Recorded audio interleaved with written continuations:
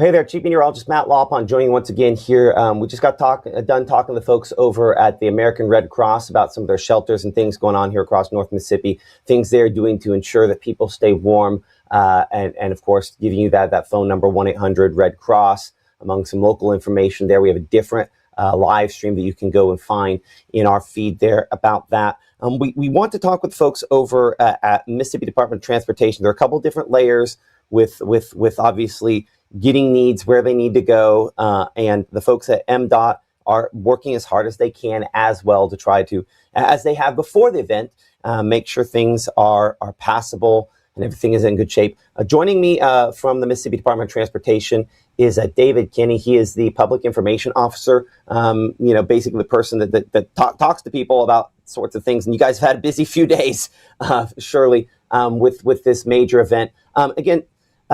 Start off by just telling us, how things are, what the assessment is at this point across the northeast and northwest part of the state in particular.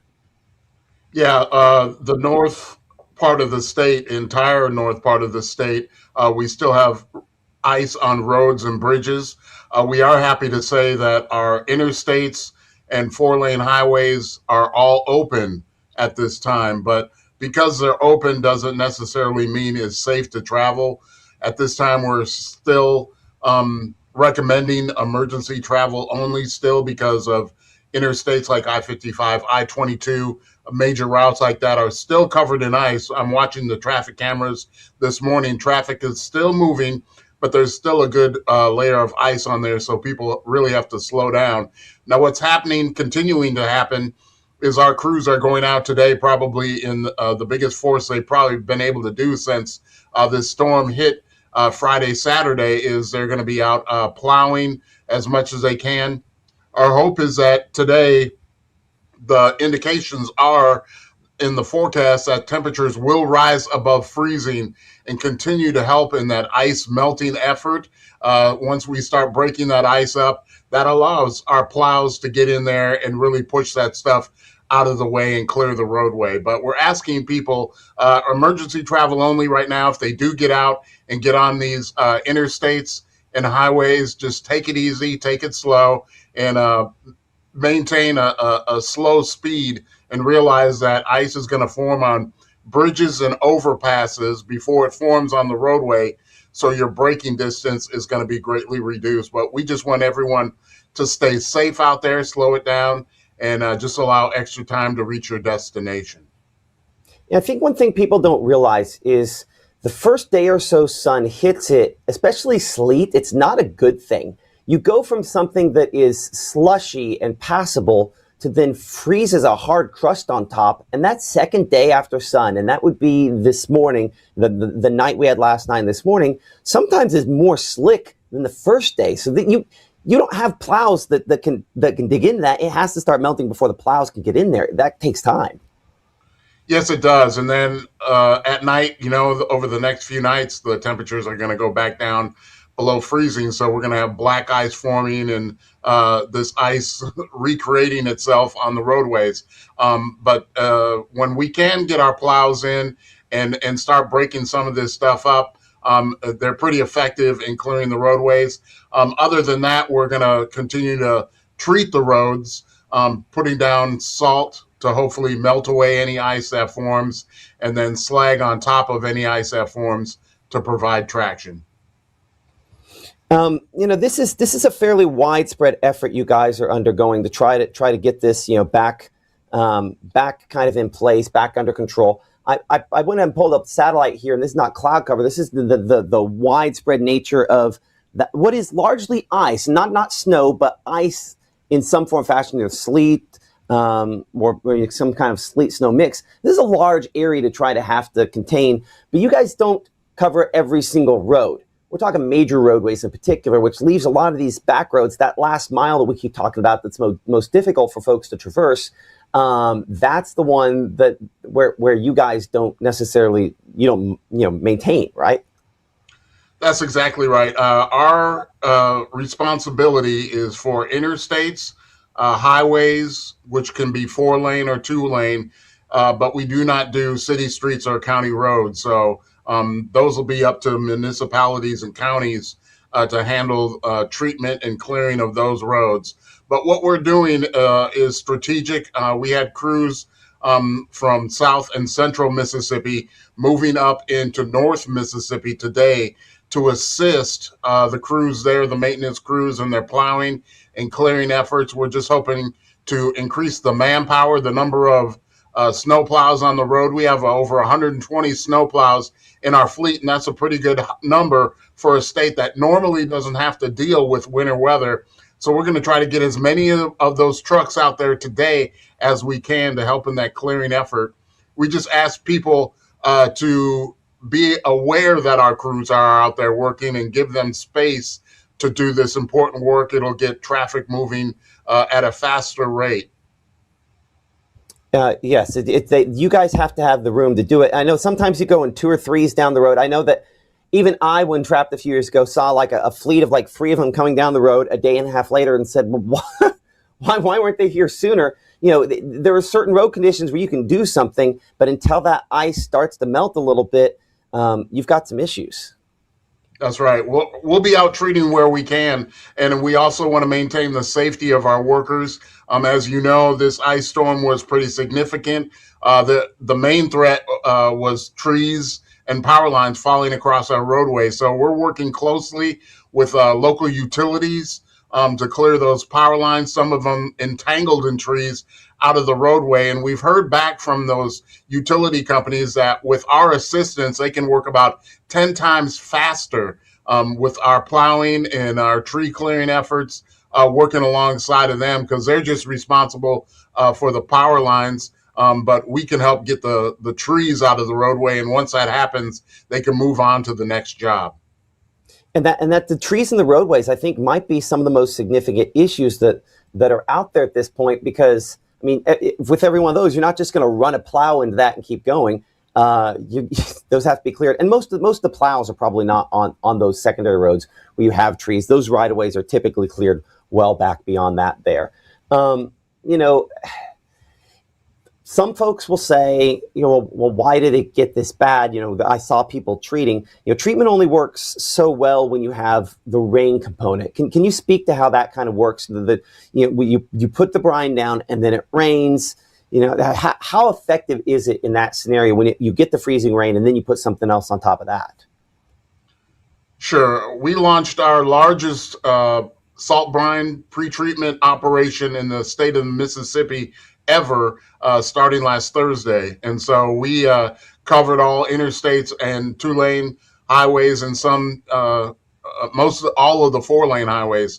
So we felt that we had pretty good pretreatment on the ground before the storm hit. It was 167,000 gallons across north and some of our western border counties. But the amount of ice that has fallen over an inch in some places, that pretreatment is only going to do so much and go so far to preventing ice from forming on the roadway.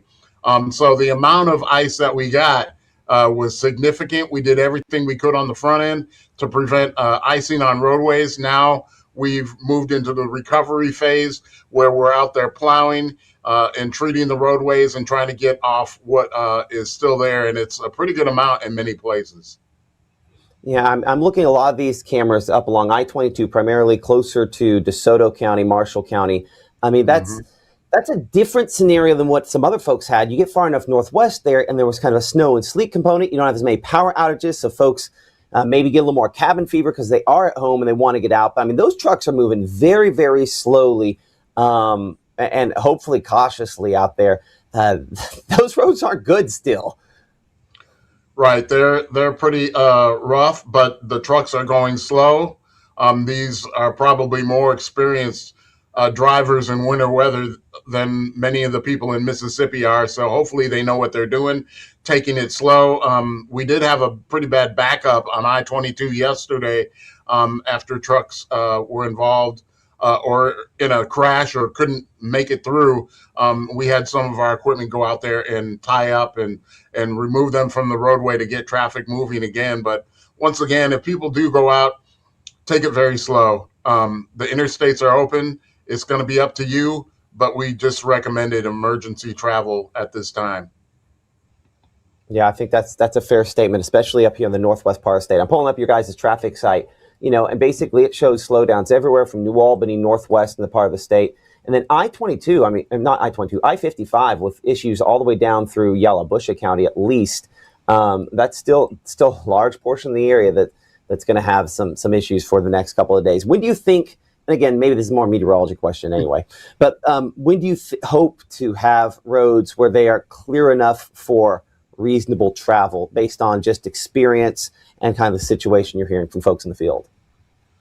Uh, we're hoping that Mother Nature can help us out in that effort, but I would think it's going to be a couple days with the amount of work that still needs to be done, and the amount of lane miles that need to be cleared. It looks like our pre-treatment in many places has kept the travel lane on the right-hand side open in many places. Um, in extreme North Mississippi, you can still see that both lanes are covered with snow. But it all depends on how warm we get, and how much that pavement really warms up over the next couple days to assist our efforts in plowing and clearing the roadways. Okay, so here's a question that came to mind here a second ago, and I don't know the answer to this. If you get to the point that we get these main thoroughfares and all the main MDOT areas, cleared up, is it something that counties that need assistance can call on MDOT at that point for assistance once you've got your right of ways and everything back in check? If there are still significant issues, Benton, Tippah, Yalobusha, Lafayette County, Alcorn County, that they can call on folks in MDOT to help out in that situation. Is that a collaboration that happens, or is there a different channel in which that usually works? I don't believe we will be doing any work on county or city streets, but yesterday the governor said that he was going to activate the National Guard. So we are waiting to see how they will assist in some of those more rural areas, in clearing trees and getting roads back open. Their assistance could be greatly appreciated in some of those areas that are, rural and probably don't have all the equipment to do all that kind of work. So we're waiting to see how they will assist in some of the counties and maybe cities in getting rid of some of this ice off the roadway and getting traffic moving again. Okay, David Kenney, of course, the public information officer there with MDOT. Folks have asked multiple times in this conversation, well, what about this particular road or that particular road? Of course, mdottraffic.com is your guys' public-facing way in which you kind of interface with folks. Is what I had pulled up behind the scenes here a second ago. I'll pull it back up again. And on that website, it shows road conditions. It does have, I'll click it back on, it does have the traffic cameras that you can see. They're not everywhere, but there are quite a few out there. Some of the questions were about around Oxford, which has just been very hard hit. But unfortunately, you guys are susceptible to the same thing that regular human beings are, which is when the power is out, the power is out on those. That's right. And our cameras there are not working because there's no power to them. And this website is a great tool for people to use.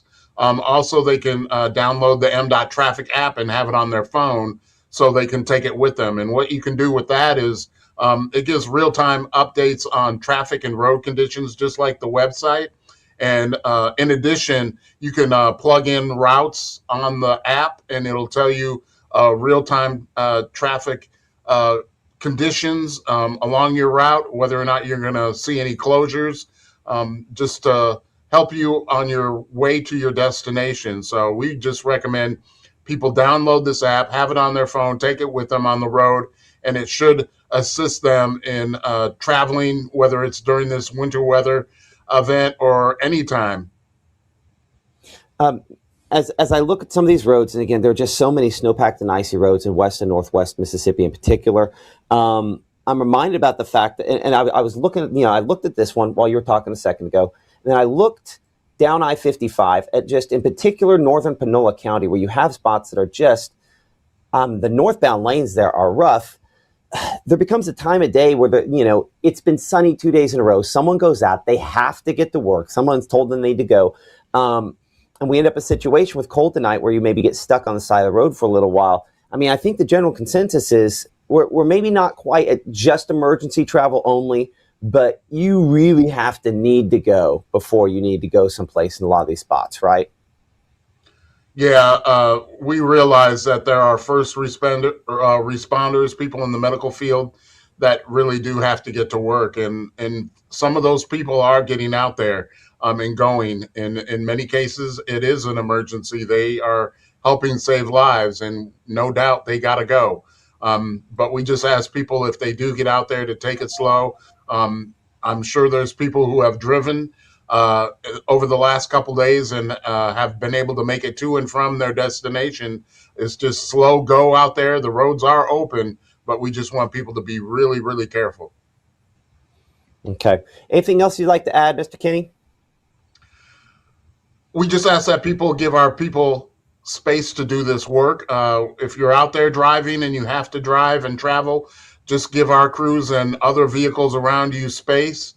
It'll just make our job a lot easier in clearing these roads, and realize over the next few days, we're going to be out there in full force with plows on the road. They're going to be clearing snow. Just give them a good, ample amount of space to do this work to get travel moving again. Okay, I appreciate that so much. And again, we're praying for your hardworking men and women that have been out there trying to make it passable for the first responders, for the rest of us during this ice and winter storm that has come through. David Kenney, the Public Information Officer with the Mississippi Department of Transportation, joining us here on Mississippi Live this morning. Thank you so much. We'll be in contact, I'm sure the next time we have active weather here. And thank you for all you and your folks do. Thank you so much. Okay. So going back here to the satellite perspective for a moment, you can see what they're up against this. This is just the widespread nature of the snow and ice we have across the northern part of the state here, all the way up into Tennessee. So you can pretty clearly see this. None of this is cloud cover. This is all still what is reflecting back the sunlight there, and obviously places where roads are rough. And so you can almost just directly on this, even without looking at the MDOT map, tell that, okay, well, 55 is going to be rough up there in Panola County, Tate County, up around the Memphis area towards South Haven, Hernando, DeSoto County there, Marshall County. And then things get a little more passable up here for maybe northern Prentiss County. But then, of course, we have way more ice causing tree issues in this zone from New Albany back to Ripley, back to, of course, Oxford, Water Valley, Charleston, Grenada. And then, of course, some of the icing that we did have that was down here and fairly significant. I need to put this on a loop to make sure that's not a little bit of cloud cover there. That might actually be a little bit of cloud cover. Yeah, it is. So the ripples there tell us that that's a little cloud cover. But that cloud cover is there because there is still some ice on some of those spots there. One thing that also catches my eye is looking up here toward Sardis Lake. The fact that there is something right on top of that tells me that there are probably some frozen lakes out there, at least partially frozen lakes. That's probably what I'm looking at. There's probably ice on the lake. Do not walk on ice on lakes in Mississippi. It is almost never cold enough. My wife and I love a show called Alone, and they almost always send them out to someplace to basically freeze to death. They try to survive. It's great to watch that show, when you're not living the coldness of going outside. But I bring that up to these people that will be way up north, deep into Canada. The ice starts forming. They're dealing with the kind of temperatures we're having now for weeks and weeks and weeks before they feel confident on walking on that ice. So we might be talking about 4, 5, 6 days of really cold temperatures, but we're also warming up to around freezing, if not a little warmer than that in the afternoon. So it is never safe to walk on ice here in North Mississippi. That doesn't mean you can't do it for a step or two, but it's that one step you weren't prepared for that's the one where you fall in, and it's very easy to die in that scenario. So let's have that conversation with our kids. Let's have that conversation with our husbands, because husbands are dumb from time to time. And let's just not do it and not risk it. It could be fun, but it could be life-altering as well. Okay, I'm looking at your questions here. How can you check rural back road conditions when someone lives on the back roads? And the answer is you can't, unfortunately. The best way to check rural back road conditions is going to be calling somebody a mile or two down the road that you know, or 5 miles down the road. In many cases, those back roads are bad. But one of the things that we talked about with Casey Grist, who is with the American Red Cross, is there does tend to be a window where travel is possible, but not pleasant, and still dangerous, But one of the things we're trying to weigh here is dangerous versus deadly.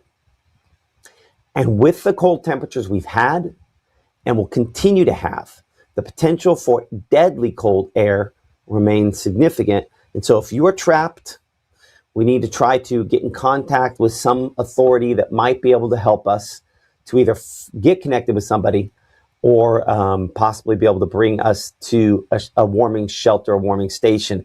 In Alcorn County, they are doing that. You can call the emergency management there in Alcorn County, and they will come, and they have folks that can bring you to their warming shelters. A warming shelter is being set up and activated by the Red Cross now in Ripley, and there are more and more of those being dispersed. Unfortunately, it's taken a couple days, but it always takes a couple days for resources to fully get deployed. So I know there's a lot of cold folks out there, and there are challenges with that. And I hear my voice going, so I'm going to have to start talking a little bit less, apparently. Someone was asking about Sunflower County, out around Grenada as well. Unfortunately, we continue to have, again, a lot of ice and snow on the roads there, and roads are virtually impassable in some spots over there as well. I'm going to apparently have to talk a little bit less because my voice is starting to go, so give me a moment. I say that, if you look at the MDOT traffic map on here, it disagrees with what I'm saying. It shows the roads are in better shape there. A few spots there north of Ruleville where they're slow.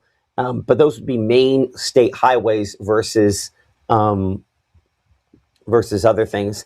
And sometimes, by the way, this traffic data is what the road conditions actually are. And sometimes this traffic data relates back to cell phone data, people traveling, and the speed of people traveling. And in that way, anonymized to where they can't, say that it's actually you, but they put that in the system. And then that cell phone data on the speed movement goes in. So if there's not a lot of people on the roads, sometimes the roads look better on here. So if people are doing what they're supposed to do, staying home, then a lot of times the roads sometimes look better on these maps. I can't say for sure that's the way the MDOT map works, but I can say that at least when I was at the television station, that's the way our traffic maps worked. So with that in mind, I need to go ahead and probably shut down this live stream because my voice is starting to go. I need some water, and I'm hoping that's not where things go from here in the next couple of days. Our next live broadcast will be coming up next for sure, live broadcast at 5 p.m., 6 p.m., 10 p.m. here in the Room to Room Weather Center. If we do have important information, we'll pass that along here in the app, on Facebook Live as necessary. We appreciate your support for following us, like, subscribe, and of course, follow along with us and all of our supporters, Room to Room, and all of those that have sponsored us here on Mississippi Live Weather. For all of us here, I'm Chief Meteorologist Matt Lawpon. We'll talk to you soon.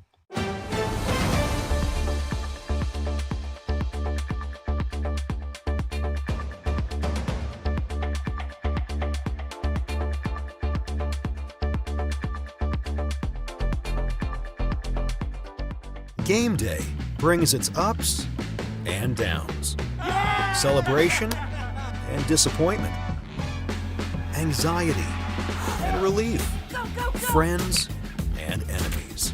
You can always argue over who should have won, but everyone can agree on great food. Appetizers, entrees, drinks, party platters, or even the taste of sweet victory. There's something for every season at Eat With Us restaurants.